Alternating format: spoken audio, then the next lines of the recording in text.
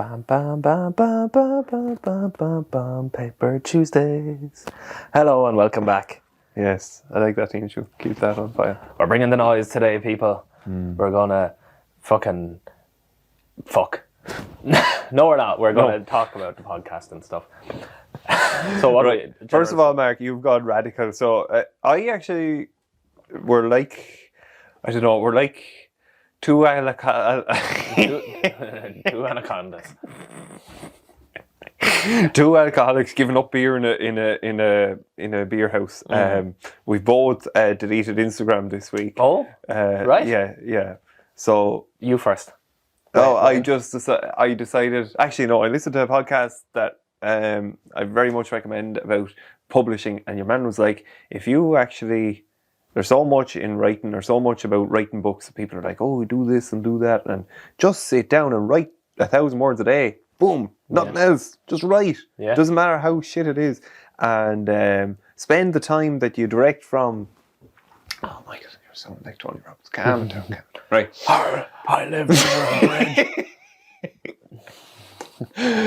Sorry, I'm a little bit wound up, Mark, because I was under sixes training there, or we were playing Castletown, and I kept looking at the children, and I wanted to get in and get involved in the game because they didn't understand the premise that you need to get the ball down the field, you need to score the goals, not look around and sit down on the ground. And I realised that I'm taking it all too seriously if I'm getting that wound up about another six match. So I'm just taking this moment now to wind it back. So in light of thinking that I need a bit more time to write and pursue creativity, I decided to delete Instagram. Yes. That's the essence of what I'm trying to get across. Why did you delete Instagram? I deleted it last night, so I'm still in the DTs, I suppose, of it. I'm thinking about my likes and my share, my feed. Not really, but I deleted last night. I was listening to a podcast actually from Tim Ferriss, and it was just it's stuff you know in your own head. You know it's bad for you. You know it's trying to buy your attention and trying to hold your attention for as long as possible. But the way I was trying to manage it was with blockers and app blockers. And if I don't have it on my phone at the minute because I deleted the apps, but I would go into an app, I would press on, say, Instagram, blocker would come up and say, are you sure or why are you checking this? And then you click unlock, and then it would unlock after 10 seconds for 7 minutes and then close again. Oh, yeah. And at the start, I was very good for maybe 3 days. I gave myself a limit of 5 per day. But more recently, it'd be going... I can go over that, and I have been going up to 31 all the way up to 40 out of 5 opens someday. And then I was like, just kind of gave up on it then, but I was still using the app blockers, but I was just ignoring it. I was just waiting a little bit to get into it, but I never stopped me. I was just listening. It was actually on Andrew Huberman's podcast. It was I really recommend that episode. And he just said, he doesn't keep social media on his phone because he'd be involved, I suppose, in Silicon Valley and stuff like that. And he said these companies are building these apps to keep your attention, and there's billions of dollars on the line. No matter what form of self-discipline or what level of self-discipline you think you have, it's going to override that. So just take them off your phone. So I'd leave them all together. Now, obviously, it's a big part of my business is social media. So I have an app called Business Suite that all my messages come in. And I'll maybe download it once a day, post and get off, and then just do my message through there. And can you do your Instagram stuff on Business Suite? No, so I can't post anything through Business Suite, so I'd have to download the app. Business Suite is just messages from all social media apps all come into one place, and I can view them there. So I will have to download it once a day to post, but I'll try to delete it then after. Interesting. It's tough though, Mark. Isn't it going to be like being realistic? I don't know, I've gone through this now. But I've gone through this a few times, like where I'm deleting it and then I download it again for a week, and then I'm like, no, I'm going to delete it again, and so it's kind of a looping cycle. But this time I'm kind of like, no, I'm going to try and stick with it this time. It's very hard. But that being said, it's not a negative to take a break for a while. You know, to reset yourself. Some people never take breaks, and some people run it all the time. And I've definitely, it's been a long time since I took a break, probably a year or two. I took a month off, I think. We were doing a podcast at that stage. There's definite benefits to it. It's just, all of it it's just marketing, isn't it? Like the whole fucking feed is marketing, whether it's a business marketing to you or someone else marketing themselves to you. Everyone is trying to sell something or themselves on it. Just to fucking take a break from that for a while is a welcome relief. Yeah. Can I ask a silly question? You like, oh. Sometimes I think you only see the good parts of people's lives as well. And do you think sometimes would you compare yourself with other fathers or other? They're having a great day. Why am I having a good day? Like, would that ever come into your head? When definitely, and that's everyone. There is no one that doesn't do that, subconsciously or consciously. You are comparing yourself to what you're seeing in front of you, and it's only the highlight reel of other people's lives. And like everyone says this, and it's true. Like no one posts themselves when they're after fucking messing up on their diet, or they're after sleeping in, or they're after missing their alarm 5 times, or they had an argument with their spouse, or they fucking didn't shake too well after the bathroom and they was staying on their toilet, on their pants. Like, they're not going to post that on Instagram. You're not going to see it. But if you're spending all day looking at that and you're comparing then your reality when you put down your phone, you're like, your life isn't fucking, you're not in Marbella with a 6-pack, you're not in fucking Pig in Dublin having a cocktail outside, you're not fucking staying in a hotel in Dublin, and that's like one weekend out of someone's life, you know. But when they're in the hotel, them and the partner could be eating the head off each other. That's just not on Instagram. But you see them in the spa in their fucking gown or whatever, you're like, oh, they have the fucking life. They don't. It's not fucking real, any of it. But it's because that's the way the world is heading, and it's not slowing down, so I don't know how the fuck you manage it. Yeah. Two things that spring to mind about what you've said there, like, I think one, being present. One thing that I really get from the podcast is it forces me to be present to everything that you say for an hour. Yeah. And in the same way, now when you're off social media, you'll probably find more experience of being present. And I did think I'd bring up that I'm in the current stage of writing my thesis at the moment, and it's interesting. It's about people's lived experiences, and a central assumption of the thesis is that there are different social realities, and you've just expressed there how it's not real, or that, you know, that's person and pig, it's not real in comparison to you. But like, it's almost about accepting these many social realities, even though some may be more appealing and lucrative to our eyes than others. Like, it's more appealing to have that cocktail in Dublin or be in that spa than to be in the middle of a row with someone else. But it's like that all of these coexist, and then it's about and accepting that assumption. Then you can go and look at the different realities that are presenting itself within the study. So it's been a very enjoyable process of verbalizing that process in terms of the thesis. Yeah. So when you're talking about different realities, you're talking about the social media reality and our reality here, or different subjective realities from different people? The latter, subjective reality. So like our reality now, you have one reality there that will be you and Nora playing in the player, but another reality will be having that cocktail. Another reality will be in the middle of a row. Another reality will be the homeless person outside Pig as all the parties are going on, and that all of these different reality, and like, that's the way to, this is a thesis, so it's a qualitative thesis, so it's based on interviews with people. But all these interviews have different flavours, so like, it's not that at the end of the thesis I am going to have a definitive answer. It's more just a blend of these many realities that, like, in example, for all those realities there, one shared consensus could be the fact that it's raining, you know. Like, it's the threads that weave in between all these different realities that are interesting. It's just, I know we take it for granted, but I just thought it is a central piece of how that research emerges. It's one of those assumptions that allow that research to take place. Like, if that makes sense. Yeah. Mark, you have a wonderful game for us. We have a game. We have a game, guys. Okay, so I think you're going to enjoy this. We actually have 2 games, but we'll start with the one that I put more time into. So the other one won't seem as bad. So this one is called Who Said It? Who Said It? It's an MCQ. Okay, right. Of quotes. Are you doing negative marking again? Negative marketing? Marking. Oh, negative marking. No. So we'll go positive marking on this one. We'll keep it positive. As we said last week, we want to be positive on the podcast. Okay, number 1. So the quote is, Put him under pressure. Who said it? Was it James Jack Flood or Jack Charlton? So it's an MCQ. Oh yeah, apologies. James Flood or Jack Charlton? Was it James Flood? Wrong. Wrong. Sorry. Okay. Or maybe subjectively, I feel it's wrong. Okay. I'm feeling like that answer might be correct in my opinion. Number 2, young people of Ireland, I love you. Oh yeah. Is that a quote from Oliver Cromwell or Pope John Paul II? Oh, this is a toughie. It's a real toughie. They both had very similar realities. I think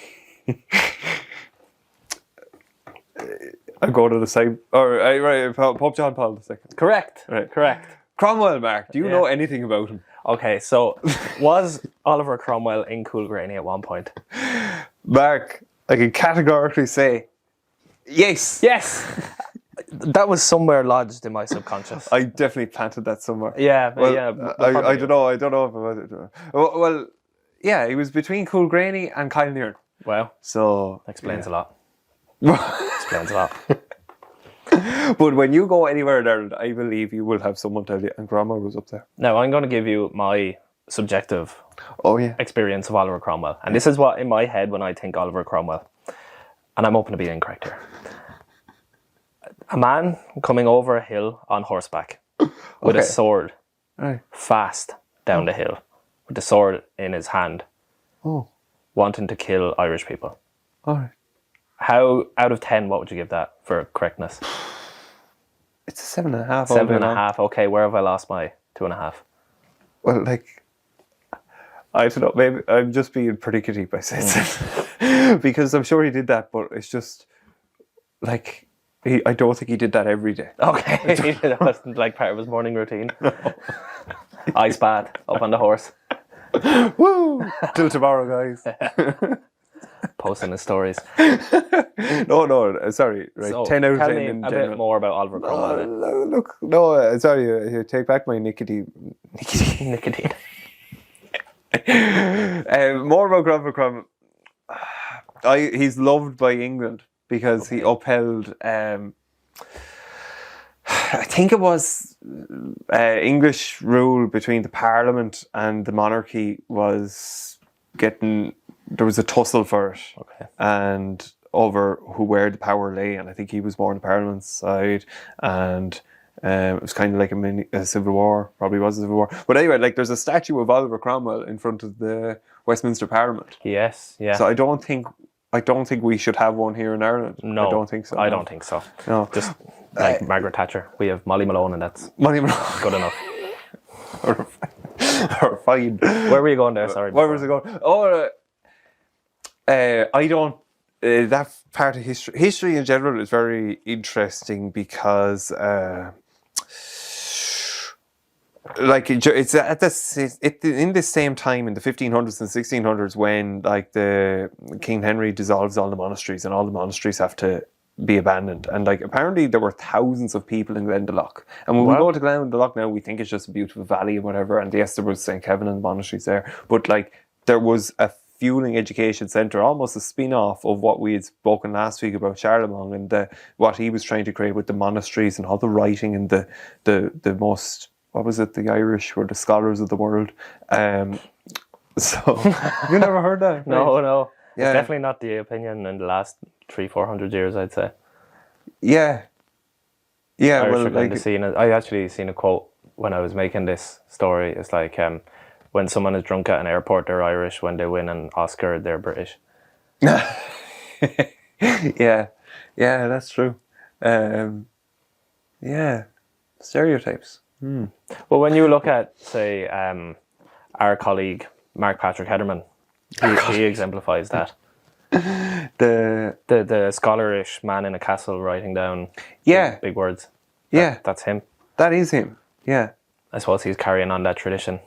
Yeah, exactly, Mark. And that's absolute. That's 10 out of 10 in my book, anyway. Yes. Will we move on? Question. Yes. Next question. Okay. As Drummer would say, I picked it out of my arse. Was that Bono, or was that AIB senior management John Bowe? Okay. Sorry, I was a bit lost there. So give me the quote again. The quote was, as drummer would say, I picked it out of me arse. Okay. I'll go the AIB banker. Yes, AIB senior management John Bowe on the €7 billion bailout figure in 2008. Wow. He said he picked it out of his arse. Right. That's mad. Right, bailout, Mark. Okay. What do we make it? What comprehension do we have of the banks being bailed out back in 2008? I have very little understanding of this. Now, again, I'm going to give you my subjective reality of a bailout. So, Ireland, we messed up. We made a big mistake. We gave all the money away. No, we kept all the money and then took it from the poor people, and then they couldn't afford the houses we were trying to give them. Which was an honest endeavour in itself, trying to give houses to the poor people. It just got a bit mucky. Okay, anyway. My idea of a bailout. So, Ireland owes money to the World Bank because we were lending money to people who couldn't afford houses to give to Bertie Ahern. And when they couldn't pay that money back, the World Bank had to give the money to the people who couldn't afford the houses to give to Bertie Ahern. Yeah, okay. And now Bertie is back. The Celtic Tiger is back. What do we call it? Like the Celtic Panda. The Celtic Panda? Panda. Because something has to be done, Michael. There's a cost of living crisis. I love that. It was like the rise in your voice. Like you became more sure. Something has to be done, Michael. The children. Coffees are €7. Coffees are fucking €7 now. Yeah, very interested there. A panda is something big as well. Like I think there's been talk of like this is a bubble or whatever for years, but like it's almost like is this going to fall? This is currently falling, I reckon. Oh yes, currently falling. The sky is falling. I think so. I think it's all going to shit. Do you think? Yeah. No, I don't. No, I don't want to think like that. Right. But it's clear to see the price of everything is going up. Yeah. And income is not going to match that somehow. I don't know how. We're paying more money for stuff but making less money in return. Yeah. But people need the houses. And it's almost like, you know the way when the economists say that the economy is heating up, or you know it's over fueling, or it's overheating. Yeah. You kind of almost get that sense because like there's just so much going on. But like I think it's brilliant that we're in such high employment. Yeah. Like and the positives then from that, you would hope that no matter what little blitz may come in the economy, that if more people gather the skills that are required in certain jobs, well then they will be more prepared in the long run for whatever comes. Okay. Yeah. Yeah. It'd be interesting. Well, more than interesting. Or bailout. Right. Bailouts fundamentally involved, you're probably right, I'm sure Bertie Ahern had all that money coming through him. He was like the central, he was like the main street for all that. Resting in his account. Resting, yeah. And then he didn't have an account, but that's another podcast. But I think all this fundamentally comes down to breaches of trust. And it's almost that everyone thought everyone was taking care of it, but everyone wasn't taking care of it. No. And we have seen, Mark, you are very good. You're probably a senior hurler when it comes to not looking at the news. Yes. I'm an intermediate hurler. Okay. And my very few hurling this game. Tommy Tiernan is probably senior as well, but he could be facing relegation. You could be beating him now. Okay. Tommy Tiernan doesn't watch news. Does he not? No. Yet he's on it. Yeah, I suppose lot. he would be on it. Yeah. Yeah. Yeah. That's interesting. But yeah, you're going to be, this is a personal trainer, it's a double life. You're going to be posting on the social media, but you won't be there. True, yes. You'd be like, a woman told me in a shop in Kynearn there today that there are multiple Putins, and that Putin has a few Putin lookalikes. Okay. So maybe there's a few Mark Alban lookalikes. Okay. Can we go back to the shopping center and how this came about? Well, she started by asking me, are you a Boland? Are you a I Boland? like that. Okay. I like that. So then I asked, what's your surname? So I never got this woman's first name, but she's a Woodburn from Palace. Okay. And how did you get onto Putin? Putin? Because, Mark, Are you a Putin? you have no idea how much is going on in Russia at the moment. Russia is... But, Really? But there's also RTE. I discussed both of these matters in the shop in Kynearn. We'll come back to Russia. RTE is in the news, Mark. Have you heard about Ryan Tuberty? Yes, I have. Okay, so someone told you that. Presenter or something. Yeah, presenter, yeah. Is that on the Den? So has Breed filled you in on what went on? No. We had we were still on the topic of the submarine. We're still covering that. Okay, next week. So apparently some lad's going to go down in a submarine. He's going to build it himself. Anyway, back to Putin. So we're swimming over to Ryan Tubridy. Okay, Tubridy. So Tubridy, there was a lot of pressure at RTE to say, no, don't pay anyone over $500,000. Don't pay anyone over $500,000. This is in 2019 and 2020. But it's since emerged, Grant Thornton did a review of RTE's accounts, and they discovered that during these years, RTE had a deal that they underwrote, that if a sponsor didn't pay Ryan Tubridy, RTE would cover the balance, and then Ryan Tubridy's salary went over $500,000. Okay. So Ryan says, this I should have corrected RTE's statements when they said I was earning 490,000. I was actually earning 550 or whatever. Really sorry. But he's been taken off the air for the week because this is a big public controversy now, as the government is coming in and saying to RTE, you should have had a better ship in place. You can't be doing that, basically. And there's a fundamental breach of trust here. And the reason I tied the two together, Mark, is because what happened in the bailout in 2008 is now happening in RTE on a micro scale, because obviously many more lives were affected by the bailout. But that breach of trust is seismic. Ethics doesn't matter until something like this happens, I think. Yeah. So what do you make of that now? Someone that has learnt the news now in this little bullet point form. I think I have more important things to worry about than Ryan Tubridy getting an extra 60 grand. Right. I don't think that was going to be my 60 grand. Yeah. So I don't really care. Now, having said that, if I was reading that all day, every day, I probably would care about it. But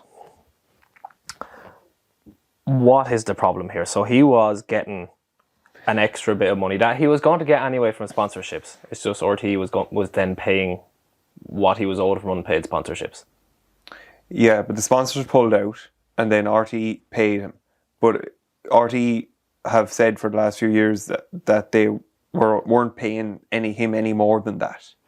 But that is not his salary from RTE then, that extra money. No, it's his earnings. So that, yeah. So he can't earn over 500,000. Yeah. RTE were giving him 490. Theoretically, let's say they were giving him 490. Yeah. And let's say he was from sponsorships from other companies. He was meant to get maybe an extra 70 grand.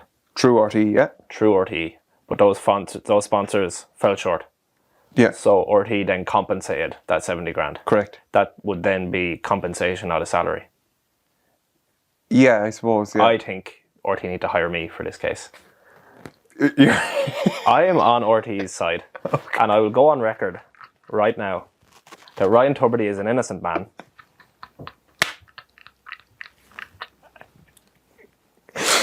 Sorry, Mark. Sorry, I take it away because you're making a very solid point here. I'm sorry. Yeah. So Ryan Tubridy is an innocent man. He is an innocent man. He has served the public. Served the public, yeah. And he has been misdealt. I apologise to Ryan on behalf of the public for our misgivings. And I wish him well. Yeah. We wish him well from Paper Tuesdays. Yeah, we do. Right. So and at least he's not Pat Kenny. If Pat Kenny had been getting that extra 70 grand, I would have embellished my previous statements. But I have worked it out, and you can all relax. He wasn't paid over 500,000. He was compensated the extra money. His salary was still under 500,000. You've solved like Shergar when they're not Shergar. Like, you would really calm down the nation. Like. That's next week. We'll do Shergar. Okay. Putin now, right? Okay. So Putin has these mercenaries, right? Apparently mercenaries are a big deal, Mark.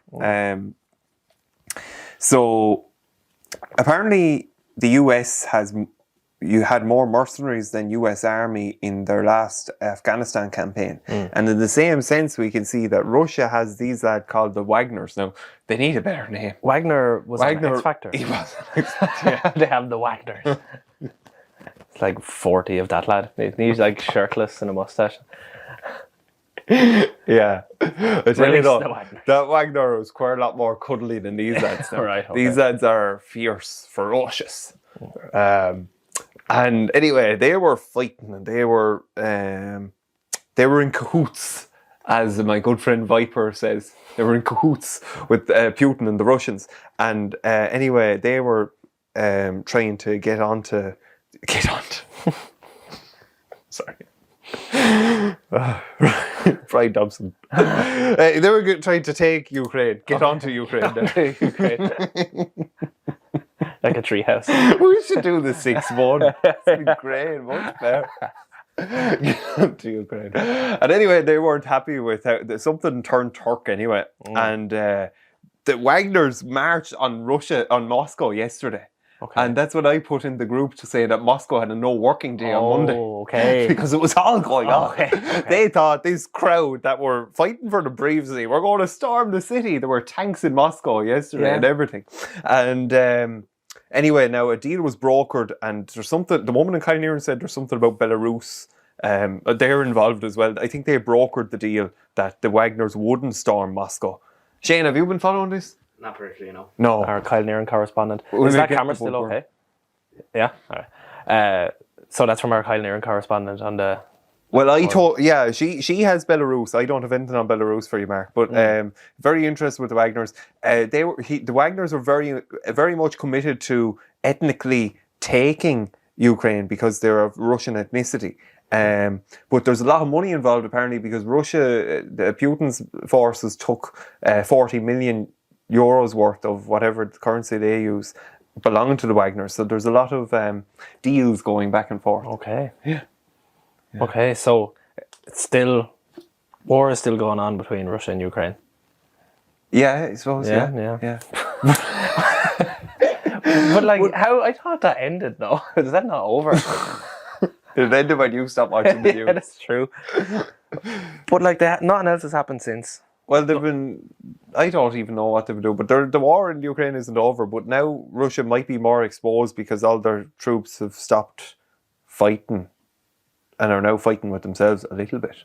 Okay. But this all happened in the space of a few hours. It looked like it was all going to come ahead, but they stopped that. And Putin is still healthy. Was he not sick for a while there as well? Yeah, he was apparently, but sure, look, maybe the Kylenearan one, maybe there are multiple Putins. But anyway, we won't solve that today. Ivermectin. So, question number 4. Dress suitably in short skirts and strong boots. Leave your jewels and gold wands at home and bring a revolver. Was it Anne Robinson? Or was it Countess Markovitz? Okay, I'm going to say Anne Robinson. No, Anne Robinson presented the weakest link. And she was a tough lady, but she didn't say that. That's a good quote. Quote. Do you want me to go again? Yeah, give us Okay, again. ready? Yeah. Dress suitably in short skirts and strong boots. Leave your jewels and gold wands at home and bring a revolver. Short skirts. Short skirts and strong boots. What I wonder about their attire, what they need. I'd say, were they running a lot? Is that why they needed the short skirts? So I Strong boots? assumed you would have known about Countess Markovitz. Well, it was 1960, yeah. Yeah, you did. Oh, I did, yeah. And I was saying Anne Robinson for the crack. All right, I sorry. like the idea of her saying, bring a revolver to the weakest thing. Bring your revolver. Yeah. Goodbye. But she was a fiery woman. My great grandmother was at a speech with her after when the rebels in 1916 were in prison and they were trying to raise money for the widows and orphans of the 1916 rebels. They weren't getting that much of a response from the people in the Midlands in Offaly and Laois. And she said, "Ah, yes, the Midlands, a flat land and a flat people." Oh, she didn't mince her words. Oh, she didn't mince her words. And how did it all come to a head for Countess Markovitz? Well, she was fighting in Stephen's Green in 1916. Oh, and she was killed They there, wouldn't wasn't she? kill her. No, they Oh. wouldn't kill her because she was a woman. Well, she survived whatever battle or whatever. But they wouldn't execute her. But maybe she wasn't on their list. But they wouldn't execute a woman. They'd only execute Irish men. Eamon de Valera got away with it because he was an American citizen. Yes. How do you get a name like Markovitz or Markowitz? Married a Polish count, hence countess. Okay. Right. And he was nothing to do with any of this.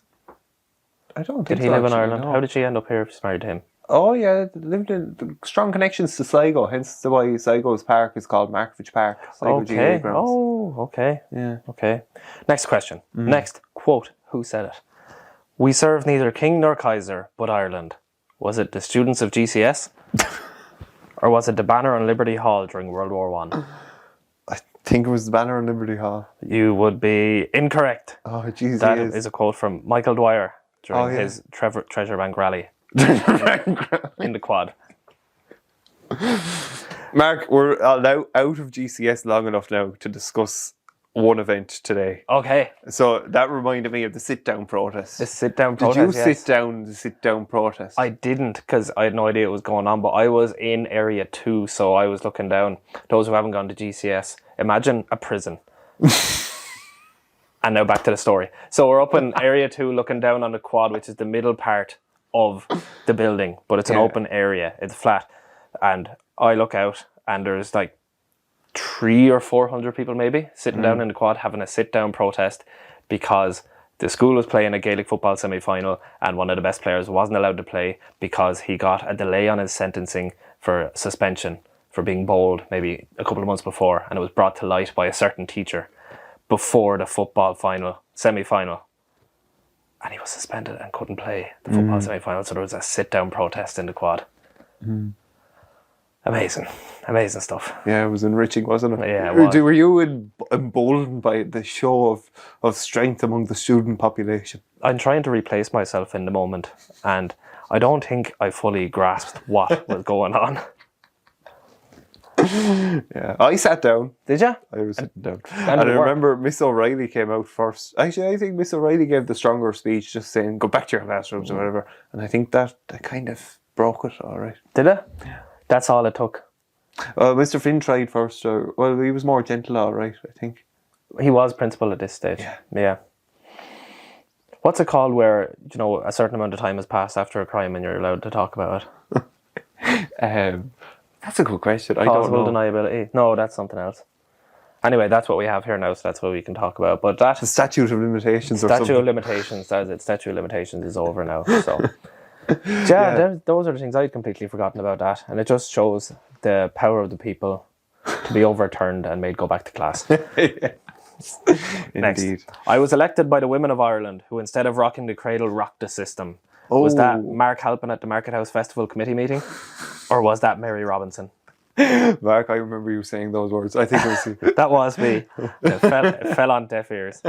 Mary Robinson. Oh, she really did rock the system, though, didn't she? She was around outside there at the start, apparently, and then she rose to the top of the cream. What did Mary Robinson do But she was the first female president. But what did she do? as president? Nothing, I'd say. Nothing. But the president... And this is not sexism. This is just my opinion. What has the president of Ireland ever done? Nothing, no. Nothing. No. Ceremonial figure. But in my head, a good president shouldn't do anything. Mickey Shields. You were quick off the bat there. you had all the presidents lined up. The cogs are lined turning. up. John F. Kennedy, Mickey Shields. Mickey Shields, oh, what a president. What a guy. The people, man of the people. people's The president. Bill Clinton of Clonatton. Bill Clonatton. Very good. Okay. Onwards. Onwards. They breed like rabbits and multiply like vermin. Oh. Was that John Woodburn on the Sparrow Nest building inside the church in Gorey? Or was it Ian Paisley on Catholics? Oh, John Woodburn had a thing for those sparrows on. It was Ian Paisley on Catholics. Paisley. And this shocked me, that a public figure was allowed to speak in such a tone. Really? Like, that's like fucking Holocaust stuff, isn't it? Like, they're lower than us. They're not human. And that happened here not that long ago. Which is insane. Have you been to the north lately? No, not in a very long time. A very long time.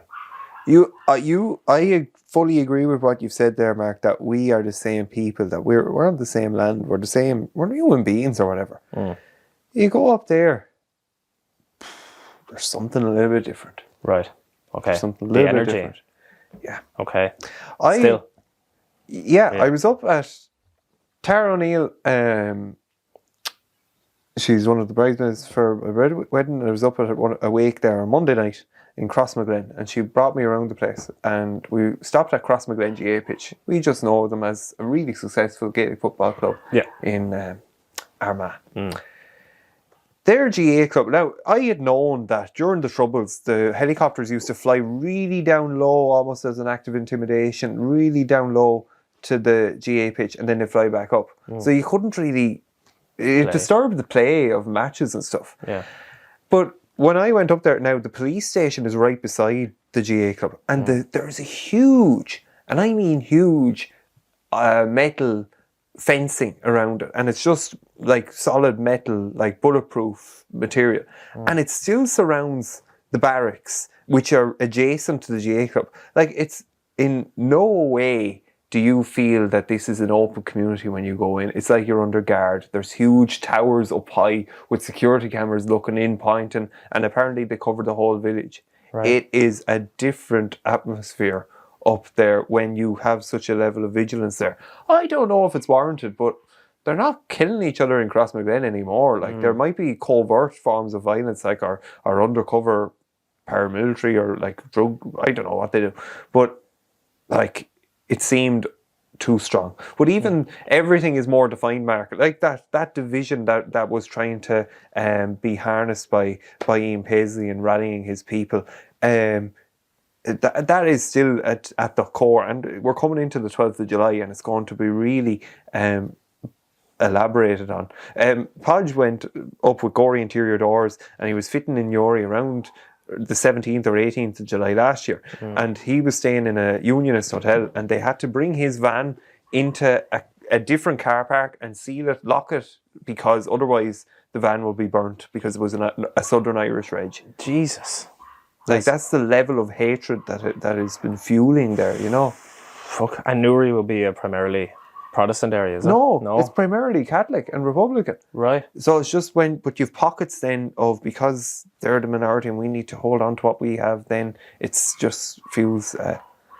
so they're like Millie down there, barking. Yeah, that Millie and Nora seem to be at odds down there, a bit like Catholics and the Protestants.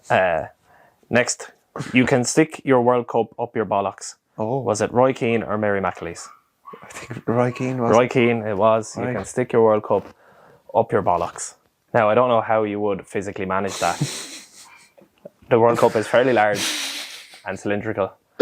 Be quite the exercise, wouldn't it? And there doesn't seem to be an orifice on the bollocks. No. Last time I checked. Now, I haven't done biology in a long time. But I have a fairly intimate relationship with my bollocks, and I know fairly well I couldn't fit the World Cup in there. You're speaking with such authority, Mark. I'm not going to doubt you there. I know what I'm talking about. Yeah. So that's fairly self-explanatory. We've covered Roy Keane and the World Cup on this podcast before, I believe. I think so, from memory. Number 9. We are all in the gutter, but some of us are looking up at the stars. Was that the Tidy Towns Committee, or was that Oscar Wilde? Tidy Towns. It was the Tidy Towns Committee. And fair play to them for getting into the gutter, because people are littering. I think, did we talk about this on the podcast recently? Shane was saying about how in Scotland there's a lot of littering there lately. Have you noticed littering? No, I haven't, thankfully. But I don't like it. No? I don't like littering. I think it's fucking just common decency, isn't it? Like, the world doesn't revolve around you. Other people are going to have to fucking see your litter. Whether it's coffee cups, even cigarettes, like throwing your fag on the ground instead of putting it in a fucking ashtray or something, like, it's just not on. Yeah. Is it? Have you no manners? Right, Mark. You're dead right. Yeah. Have you no manners? Okay, last but not least, everyone argues, but then we do what I say. Was that a quote from Stephanie Byrne on The Office Dynamic? Or was that Bono on how U2 operates? So everyone argues. Everyone argues, and then we do what I say. Oh. Yeah, Stephanie. It's true for Stephanie. Is it? It's true. But Bono also said it, did he? Bono said it, yeah, about U2. Everyone argues, and then we do what I say. Interesting. I'm reading a very good book. It's a women's fiction novel at the minute. I thought that was a joke. No, Breed posted that on my story. She does this every so often. I'll go to the toilet. She won't anymore because I've deleted Instagram. Uh-huh. I'll go to the toilet or something before I go to bed, and she'll go on my phone and post a story pretending to be me. Right. Some would call it an invasion of privacy. But Breed was gifted a book by someone a while ago, and it was in the fucking house, and I wanted to start reading fiction before I went to sleep to unwind. And I was like, there's no other fiction books here, so I'm going to read this. I'm not expecting to really enjoy it, just something to fucking let my mind wander a little bit. And it was really good, and I started reading it, and I'm about 140 pages in, and it's about, I think it's about breed. Now, not entirely, but it fits the whole kind of life Breed had before she moved down here. So the woman, the lead actress in it, works in TV production as a runner, lives in Dublin, is just out of college. Like, there's so many other metrics then that sort of fit Breed there as well. But it's a really interesting story, and I would recommend it. I think it's called Filter This by, the author's name escapes me. But that is something I would recommend, is reading fiction, and fiction that maybe you don't think suits you. I'll never forget the first fiction book I read. I can't remember the name of it now, but it's about this Swedish lad, this old man, and I shed a tear at the end of it. Yeah. Because it harnesses all your emotions in it, doesn't it? It immerses you in a different world. It's kind of like watching a film, but not at the same time. You feel the emotions a bit more rather than watching someone else's emotions. You picture it all in your own head, and it makes sense to you, and then you kind of vicariously live that scenario in whatever way it makes sense in your head. So it feels more real to you, maybe. That's so interesting that you read it and that you have found such a resonance in understanding where Breed was with the television production. I think that might be why I enjoy it. It allows me to kind of experience what she would have experienced in her, like, obviously this is not her story, and her life could be completely different definitely is completely different to what this person experienced, but to be able to experience the life of a female close to my age, what their experience of reality might be like, is very interesting, because people will only tell you certain amounts of things, whereas if you can live someone else's experience, it's far more real, and it's eye-opening a bit. Definitely. And this is not a serious novel either, it's more of a comedy, like. But it's good. I enjoy it, and I surprised myself with that. We have another game, Michael, if you want to play.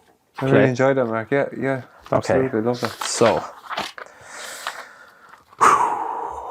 this game may have been on the radio before, but we are going to play it. Okay, so you have 30 seconds. Right. So I'm going to give you a letter, and then I'm going to give you, so for example, I'm going to say a person with a name beginning with this letter. Okay. And then I will say a colour beginning with this letter. Right. And you have to just keep going. We're going to see how many you can get in 30 seconds. I love that. Okay? Right, Shane, so if you keep count Michael's score, I'll time it. Okay? Ready? 3. Oh, sorry, I'll give you the letter first. Oh, yeah. The letter is L. Okay. 3, 2, 1. A country. Lima. Oh, no. Pass. A beverage. Lilt. A city. Liechtenstein. A city. Lima. A politician. Leo Varadkar. An animal. Lemur. A film. The Lion, the Witch and the Wardrobe. Mode of transport. A loose. A song. Let me see your wings. And time. Let me see your one.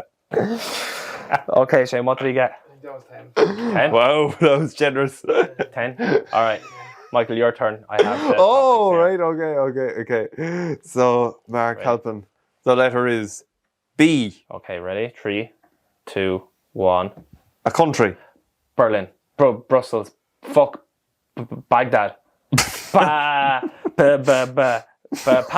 A beverage. Beer. A politician. Brendan Hobbs. An animal. Bear. A film. Bewitched. A mode of transport. Bus. A song. Baby, don't you want me? An exercise. Balls. Fuck. An item of furniture. This is so fucking hard, Jim. What did I get? 6. Oh, fuck. Okay. Mark Halpin, you got 6. We are bollocks from those games. Yes. Yeah. We are. That was a lot to handle there. Yeah. We're going to call it a draw for this week. Yeah. I'll let everyone know how the submarine gets on. I'll keep you posted. Next week we'll come back to that. So thank you very much. Lovely. This has been the news. Free Ryan Tuberty.